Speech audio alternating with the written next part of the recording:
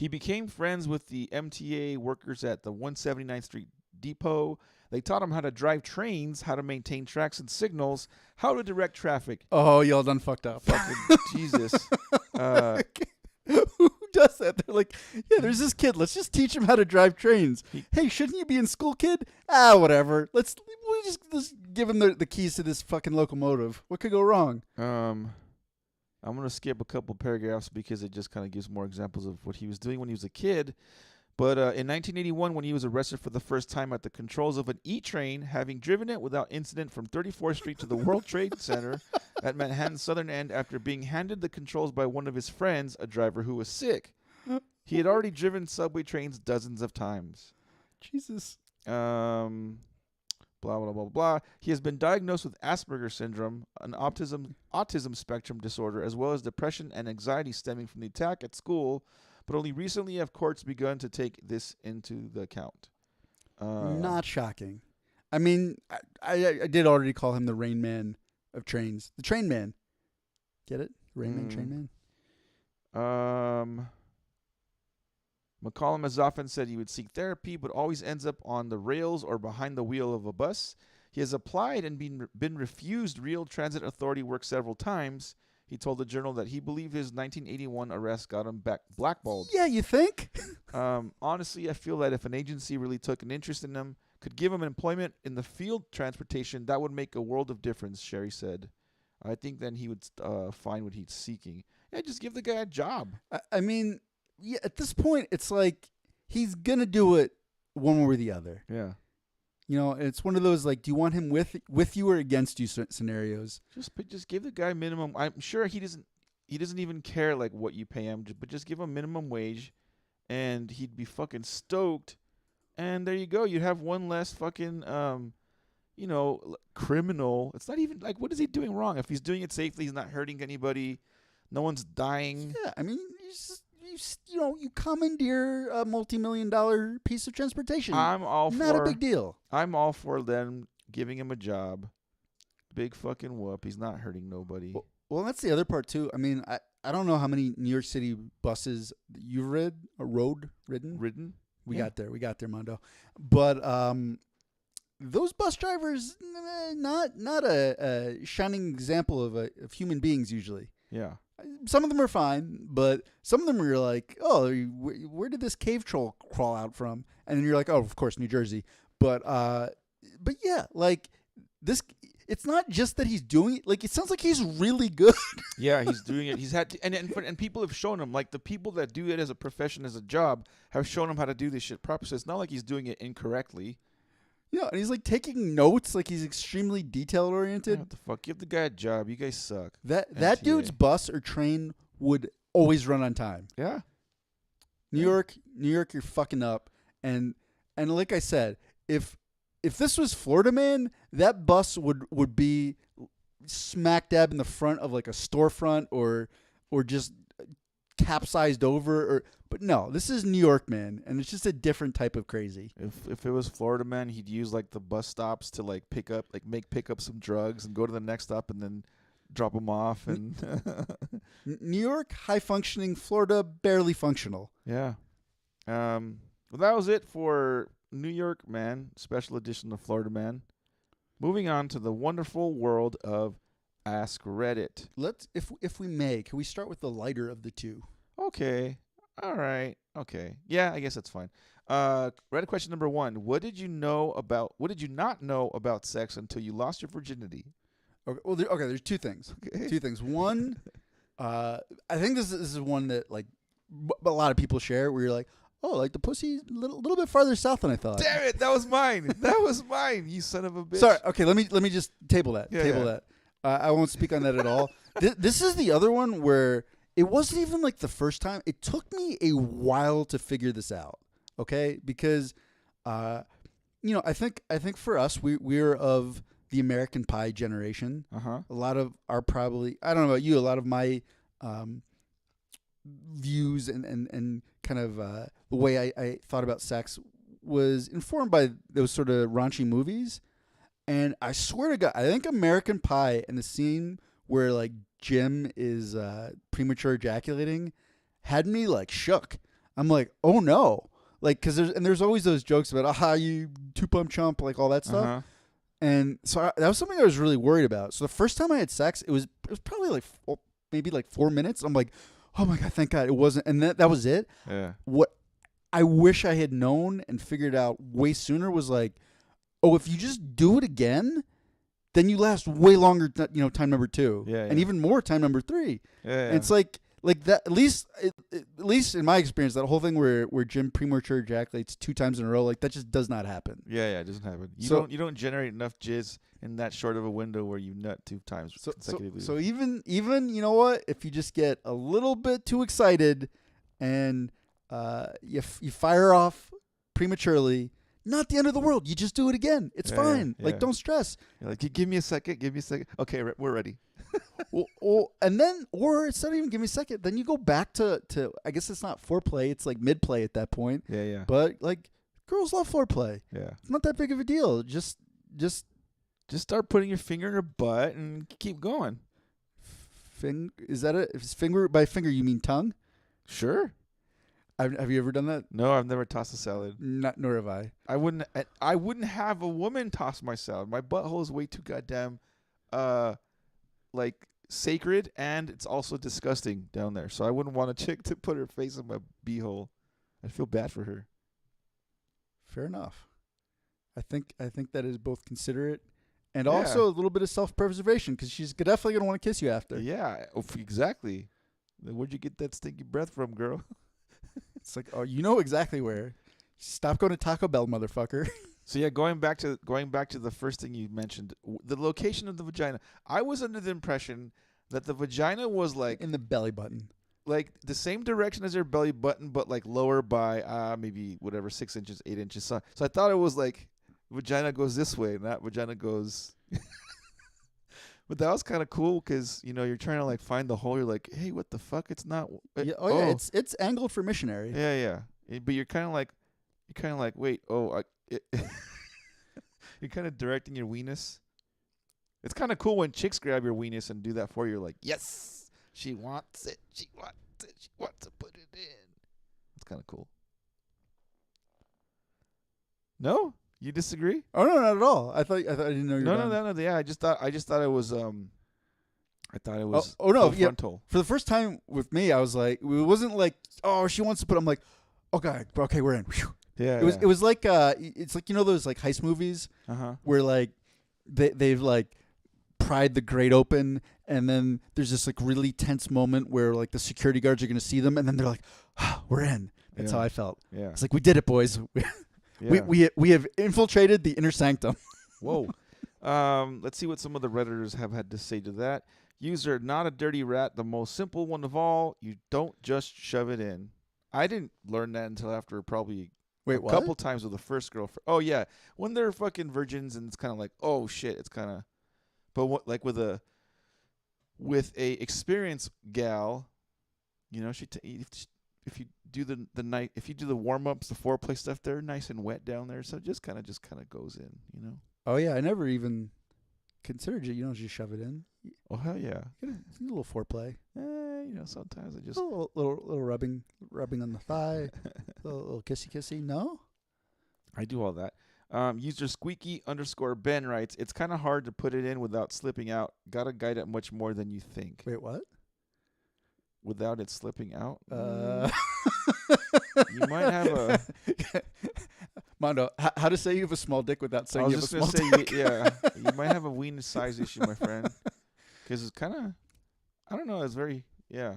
Not to say that I haven't banged and like my weenus jumps out, but it's, it doesn't slip out easily. Anyway, user Go to Garrett writes, just because you're having sex doesn't mean you'll become good at it without a remarkable amount of trial and error. That is true. We would all like to think that our first time we're fucking, we're sex gods, but the truth, the likelihood is that you just don't. You just gotta keep doing it. Try again. All right, that's it for Reddit question number 1. Reddit question numero doso, the more serious one. The Supreme Court has overturned Roe v. Wade. How do you feel, Aaron? How do I feel? Yeah. Not great, Mondo. How about you? I don't care. You don't care? I don't give a shit. You just don't care at all? No. Doesn't affect you one way or the other? Mm-mm. Yeah, I was surprised how much that did bother me, to be honest. Okay. Because I'm assuming you didn't, but like most people knew that was coming. Yeah. I kind of knew because I knew Ruth Bader Ginsburg was a big proponent for keeping it, there. And then when you fill the Supreme Court with judges that were kind of more conservative leaning, I was like, I remember them pointing out to like some of these things might happen. Well, so there's a couple things with that. First, the justices that replaced her, like the justice that replaced her, and also the two other justices that had been sworn in before that, had all said they thought that Roe v. Wade was settled law. There was precedent. Like during their confirmation hearings, every one of them said that. And most people are like, and we do not fucking believe you. But the reason why I think most people were like, oh, this is gonna happen, is because, like a preliminary, I forget what they call it, like ruling, like a write up from the justices had leaked. And then people flip their shit. We're like, well, this is terrible, blah, blah, blah. And it's like, yeah, but also they're going to overturn this like longstanding like law that kind of protects women in a way. I guess for me, like the actual law itself does not affect me that much. Like I'm not going to probably have an abortion personally. But I mean, there's definitely some things that, like, so first of all, like, because that ruling leaked ahead of time, multiple states already put laws into place. So, like, as soon as it became official, abortion's like already illegal. Like they they call them like trigger laws. They lined it up so that when this thing got revoked, repealed, that like, hey, guess what? Day one, it's already made illegal. You can't. And it is different from state to state. So like for an example, in Mississippi, if a woman is raped or becomes pregnant via incest, still illegal to get an abortion. Can't do it. And there's places where like even if like the mother is at like great risk of dying because of something with the pregnancy, still illegal. I'm like, man, that's kind of fucked up. And it's like Mississippi. If you guys don't want us to make jokes about you being like backwards and inbred, could you just like take the incest thing out, please? Like at least no, they're like no, we want the incest. You can't.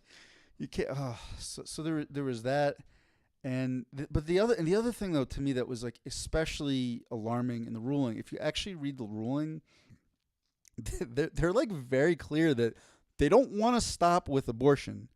Like the next things on the list that they're gonna try to strike, they want to get rid of gay marriage, make it illegal. I forget exactly the wording, but basically make like just like homosexual relationships, like people having homosexual sex. They want to make that illegal, and they want to make.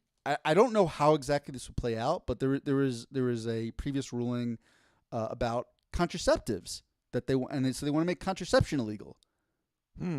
And I was like, whoa, fuck! Like we're backsliding into some like weird like 1950s like Puritan shit. Like this just doesn't. And it's all this stuff is extremely like religiously twinged, and it just makes me feel fucking icky.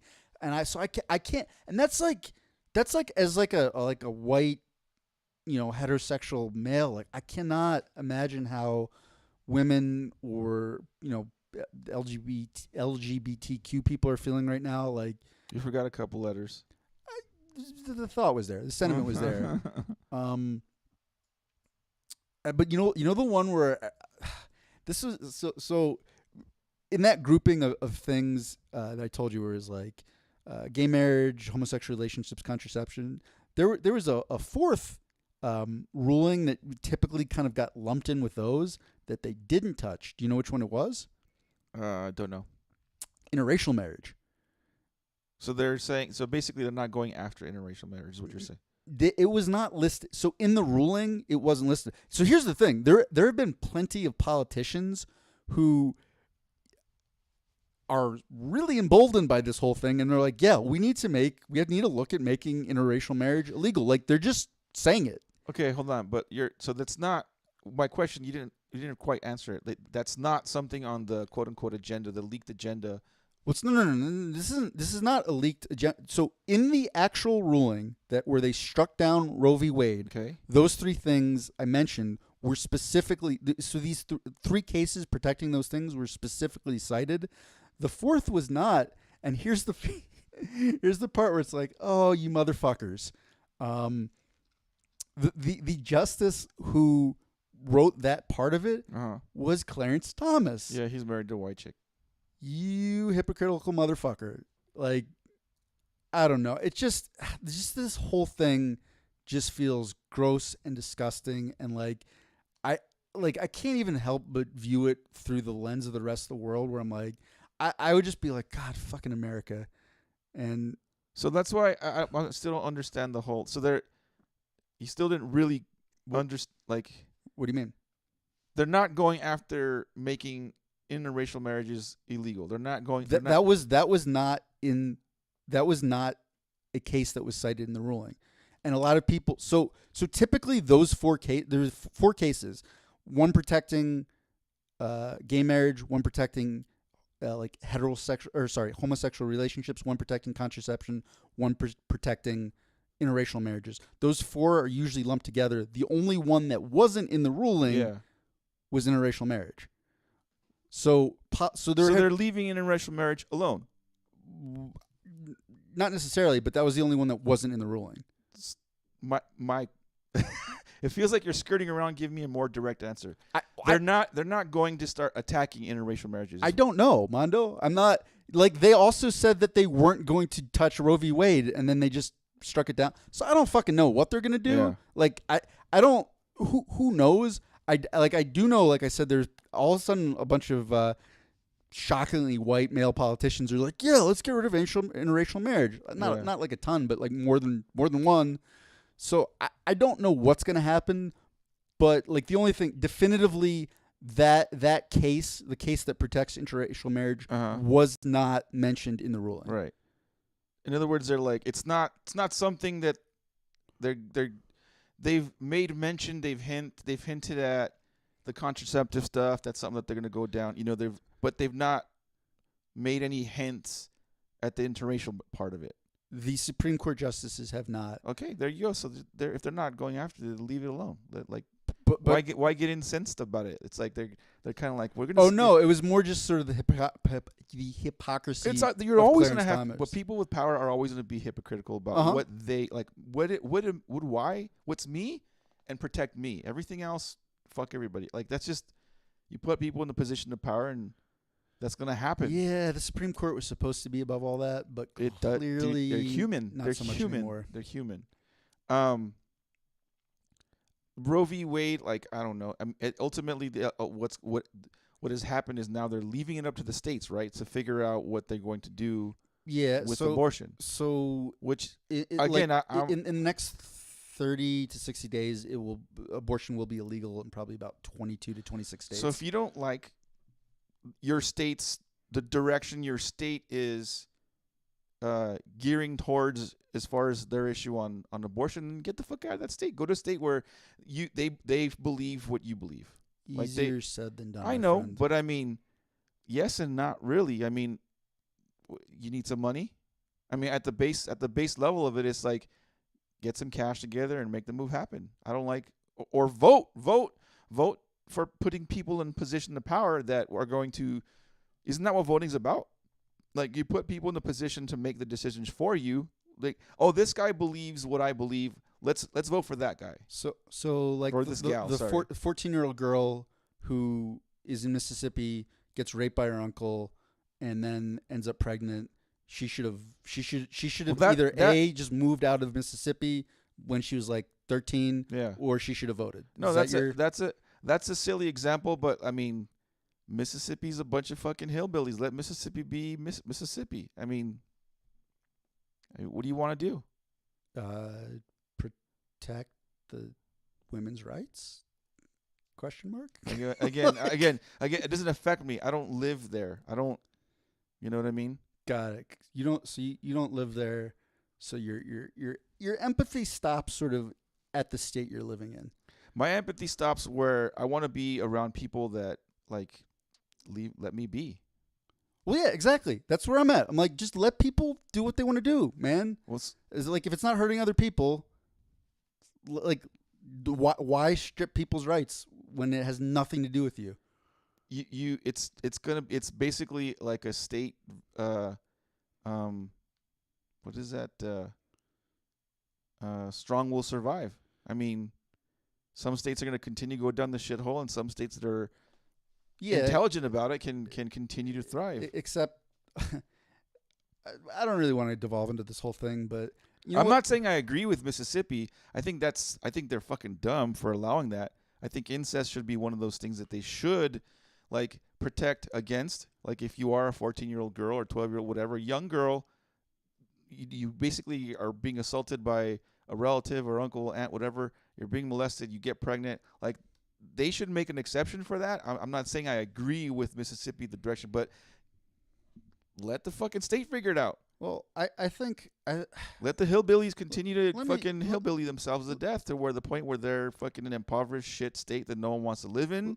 Cost of housing will go down. No one will want to live there. Let me just try to wrap it up like this, because this was I forget who said this, but I saw someone kind of put their whole view on it like this. They're like, yeah, you know what? I agree that this issue, abortion, like it shouldn't be left up to the federal government. Like that's too big. It should be at the states. Actually, you know what? That's even too broad. It shouldn't be at the states. It should be at like the counties or maybe at the cities. No, that's still too broad. It should be the individual family's choice of what happens. Actually, you know what? Let's make it even more small government. It should be the woman's choice. And I'm like, all right, but that's just, I don't know. That's just sort of where we're at. That's where this country is headed. And to me, this just, it's kind of, there's some trepidation I have about not just this ruling, but kind of like what it means moving forward too. But I don't know, man. So I'm glad that you're not losing any sleep over it. But yeah, I didn't feel great. Just like when Trump was elected, I wasn't losing sleep. I wasn't like stressed out like he was in the fucking, press a magic button that's going to blow the world over. You know what I mean? Yeah, that didn't turn out to be great, Mondo, that whole Trump thing. I don't know.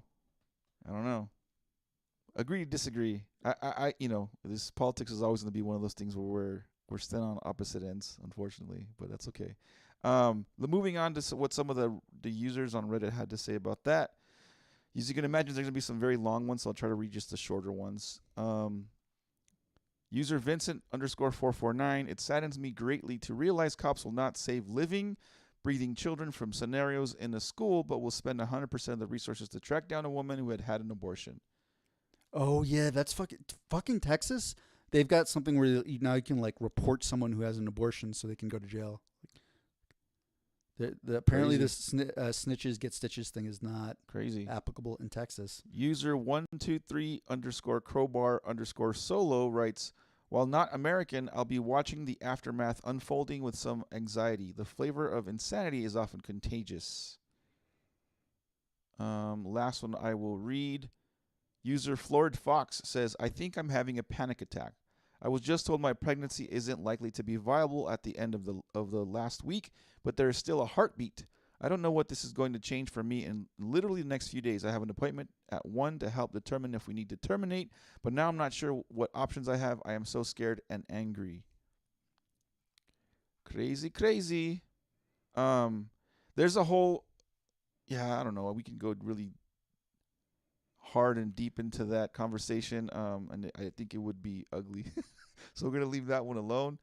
But I did want to ask one thing that's kind of tied to just elections and voting in general, because I am dumb. I don't vote. I've never voted, whether it was like for the presidential primary, all that stuff, or even the local stuff. I've never voted. I've always been kind of disgusted just at politics in general. But I was curious when I got I made myself a Colorado citizen. And you get your DMV to ask you what political party you affiliate with. I think I put something like with neither or unaffiliated or something. Okay.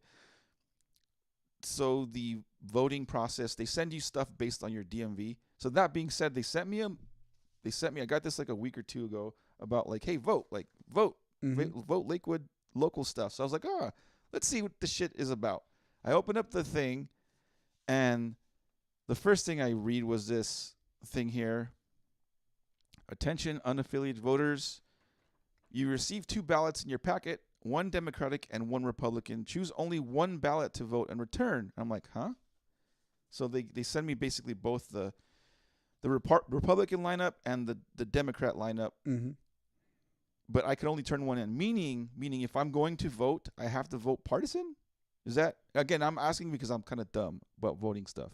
You know what? I'm not sure. If that is the way it works, I think it's dumb as fuck. Yeah, I that's what I'm saying. I think that's the way, by what I'm reading, it's basically you have to vote entirely party line or not at all. That doesn't sound right, though, because I know I voted in local elections where I didn't vote strictly down the party line. Yeah, because I wouldn't want to do that. I want to vote for... Oh, no, okay, so this is how it works. In the primary, and then I do think this is dumb. You have to vote party line, one or the other. Yeah.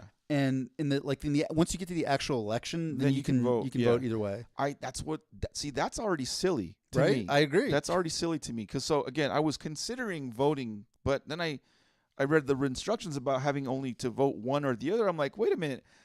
So basically, like in some of these cases, there's nobody running against them. So that person, like if I want to vote Democrat, I'm already casting my vote for Michael Bennet. And you know what I mean, for United States Senator. I'm like, so he's not running against there's nobody in the Democratic Party running against him, so he's automatically in. It just sounds silly. So I'm like, I don't know. I don't know about he's not automatically the senator, but he's automatically gonna. So he's running unopposed in the primary, so he's gonna get the nomination and for the Democratic candidate, and then he'll run against which the is already automatically. I'm like, so I have to vote for him, or can I just leave it blank and he doesn't get my vote? Is that how that? Yeah, you could leave it blank. Okay, so I could choose to vote Democrat, either Democrat or nothing at all, or Republican or nothing at all in whatever lineup. It's just so can I offer 2 things? Yeah. Think one. You know I'm not a Democrat, right? I don't know what you are. I'm not like I do not like the Democratic Party. Like they're fucking annoying. But I'm just at a spot where when I look at like, okay, like logically, like these are the things that I want to happen. I don't think the Democrats are like the greatest people to make that happen, but that's what I got to work with. So I would prefer to have another option, but I don't. Yeah. Because of the way our system is made. But here's the thing. This is not something I came up with, and I'm not holding my breath this will ever happen. But what I would love to see, absolutely love to see, is ranked choice voting. Yeah, I think we talked about that before. You remember that what that means? Yeah.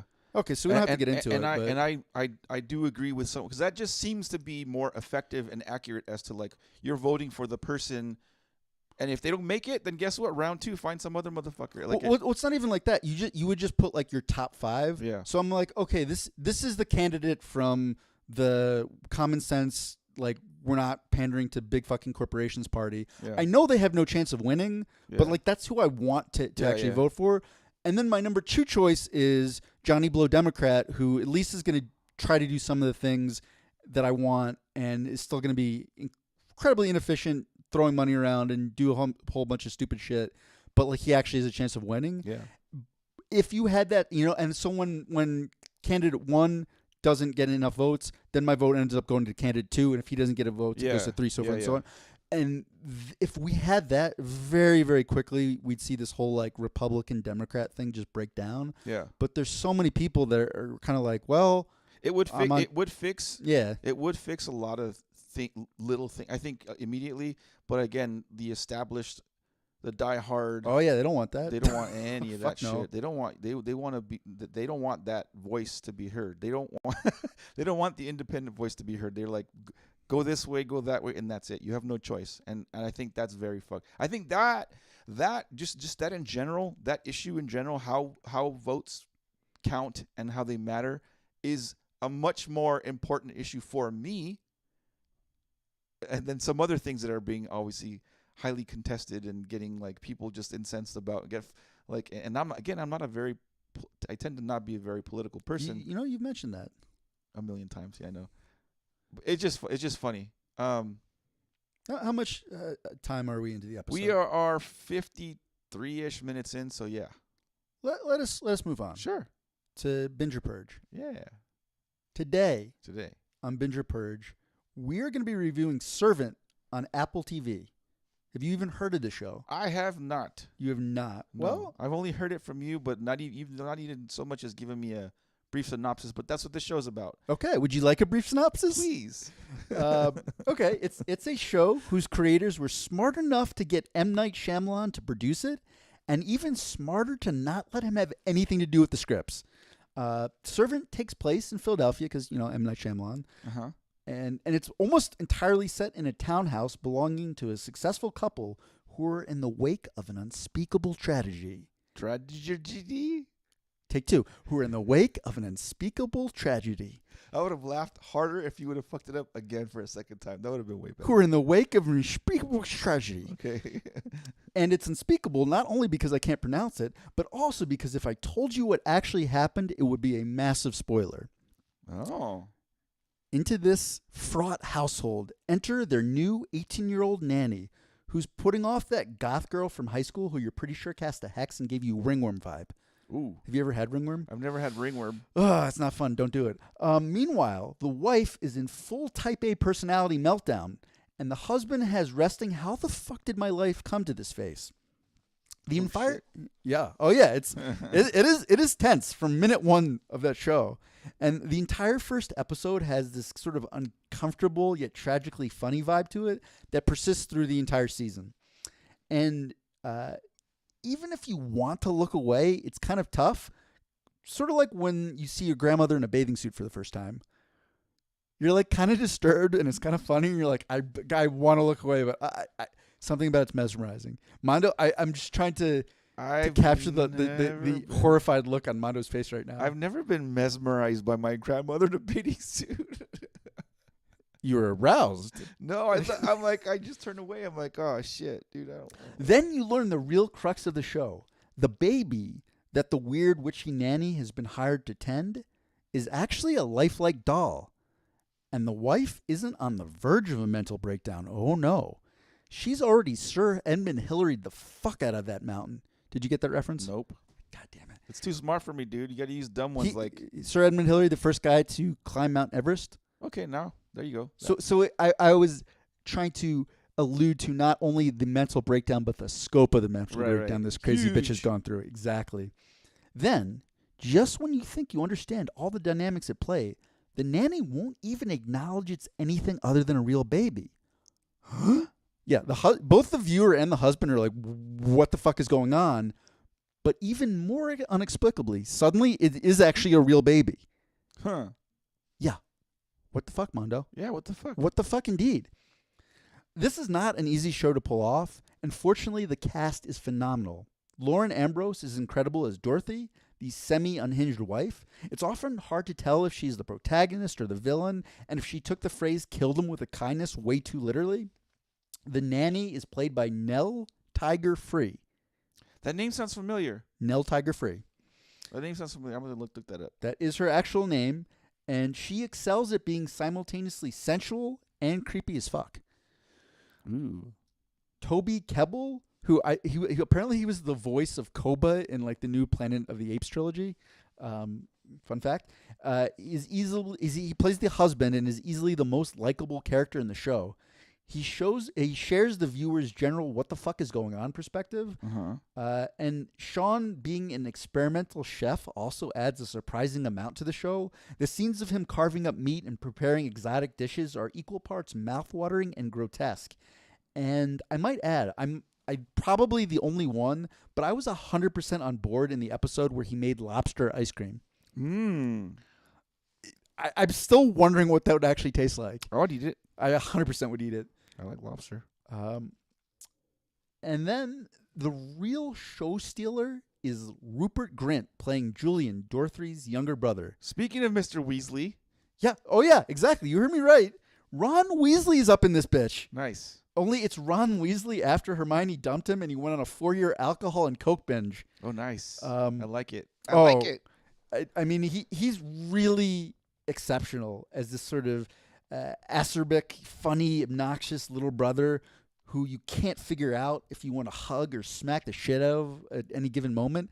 And he completely pulls off that like gruff East Coast accent easily 90% of the time. Really? And then there's like 10% where you're like, oh, wait, what? He lets it slip. Why did you just become British? Okay, no, he's back. Yeah. Oh, and they drink a lot of wine in the show. There's a real thing about wine. So to sum things up, this is not a show for people who want fast-paced action. It's more of a slow burn. Let me try that again. It's more of a slow burn, or maybe more accurately, a slow boil. Oh. But the moments where the kettle erupts and burns someone's fucking face off are pretty spectacular.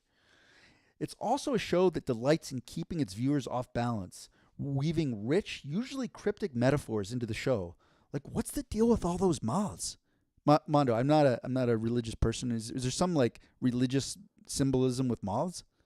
Not that I know of. I would imagine the whole cocoon transformation type of thing. Maybe Could be. I don't know. That's my guess. But whatever the case, this show could easily keep undergrad philosophy and religious studies majors busy for weeks. But the part I really appreciate is the subtle midnight dark humor. Unlike M. Night Shyamalan movies that take themselves very, very, very seriously. There was the one that wasn't anyway. Mondo. What? I see dead people. Yeah, but there was that one other one, the lady in the sea or the lady in the water. That was kind of silly. Never saw it. I like that one. I was like, But unlike those movies, they do give you flashes that the show is aware of how insane some of the premises are. So, all in all, I highly recommend Servant if you're looking for something different. And the tight 30-minute episodes are easy to watch. This is a binge for me, and I give it 8 out of 10 Michelin stars. 8 out of 10? Michelin stars. Why Michelin stars? Because he's a chef. I think Michelin scale is only 5. But I okay, know, I I you. understand. But we've been using a 1 to 10 scale. You could have changed it up this time. Said 4.5 or 4. 4 out of 5. That would have been 8 out of 10. 4 out of 5 Michelin stars. There you go. We did it, Mondo. We did it. We got there together. I haven't seen the show, so what? So yeah, do you have questions? So it tends to be more of a dark thing with some humor sprinkled into it. But it's none of it. Unless you're like a really sick fuck, it's not like haha laugh out loud. It's sort of like where something like screwed up happens and you kind of like, chuckle, oh wait, that actually was kind of funny. Like, I'm not supposed to laugh, but it's funny. Fuck, they just the whatever, whether it's just a scenario that they're in or. Well, and some of the Ron Weasley, aka Rupert Grint's lines are actually just funny. Like he's just a smart ass. Nice. But yeah, no, I appreciated that aspect of it.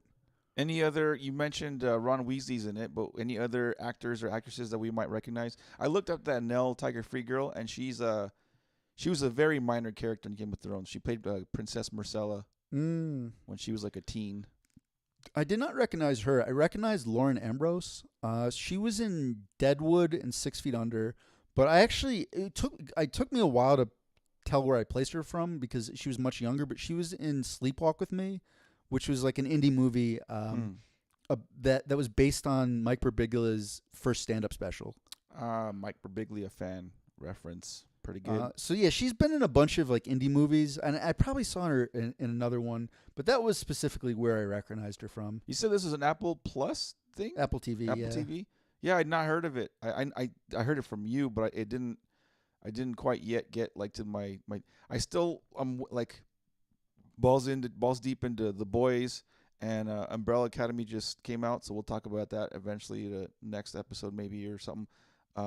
So yeah, I haven't, as far as like new shows, getting into new shows, I haven't had the time. I've been watching Miss Marvel still. It's still Obi-Wan. I really did like Obi-Wan. From beginning to end, I liked it.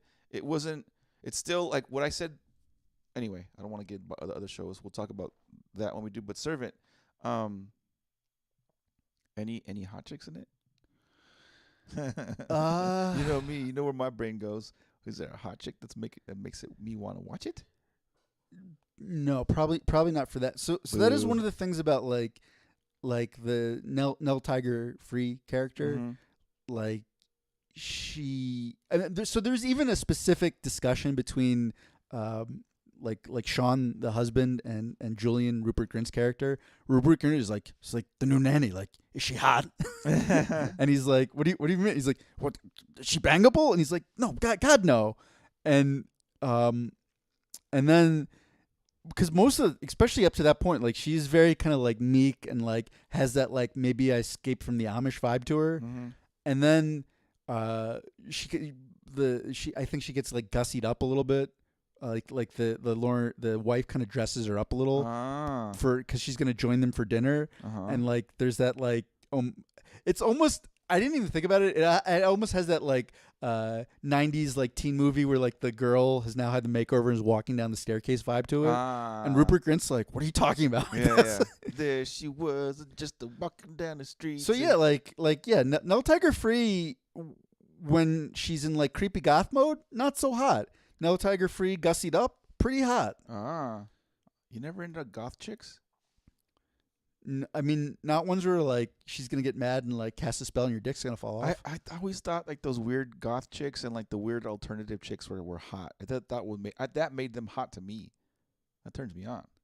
You and M. Night Shyamalan? I think that's something you guys both have in common. That, and neither of you guys, I don't think, could write the script very well. No, probably not. Was there anything else you wanted to add to that? I think you could have directed Sixth Sense, so Mondo. I believe in you. I don't know. I thought Sixth Sense was done pretty well. We're now well over an hour and 5 minutes ish in length.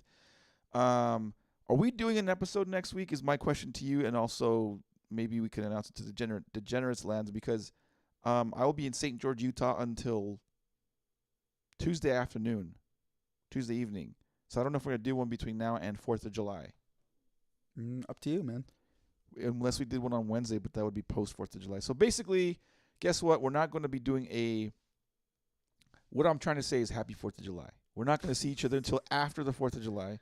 Have a great one, Degenerate Land. I'm going to St. George to hang out with my broski, James Marshall, and his family, and my godson, Kobe James Marshall. Those kids are fun as crap. Heck. You wanted to say something. You were like in the... I can tell your facial expression was like, I want to say something here, some fucking smart ass thing. No. Anyway, get to hang out with them, light some fireworks. I'm getting there Thursday night to wake up, knock on wood, Friday morning to go do some fishing. Friday morning, rinse and repeat, do some fishing. Saturday morning, Saturday evening, the Marshalls are joining me in St. George, and we're getting a big old Airbnb together with a hot tub and who knows what else, amenities. Last year was a great time out there in a little quiet old Utah land. We saw some Mormon, not like the people that dress like with their head to toe their garb. You know, like the sister wives. That's what they were called, the sister wives. Okay. They all wear like dark brown and like solid colors, and you're like they stand out for sure in Utah. State-run liquor stores, so you got to buy a booze like from select places. It's kind of weird out there, but it was a good time. It's the quiet kind of retiree vibe I like. I hope you guys have a safe 4th of July weekend and eat a lot of food and get drunk and shit. Did you have anything else you wanted to add? Nope. Thanks for listening. Thanks for watching. We appreciate all you crazies. Have a good one, and we'll see you like in a week and a half or two.